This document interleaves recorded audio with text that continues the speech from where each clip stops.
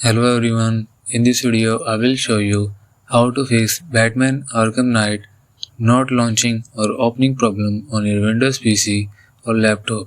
So to fix this issue, follow every step as I am showing in this video, and don't forget to subscribe this channel and press the bell icon for the latest upcoming videos. Hope so this will fix your problem.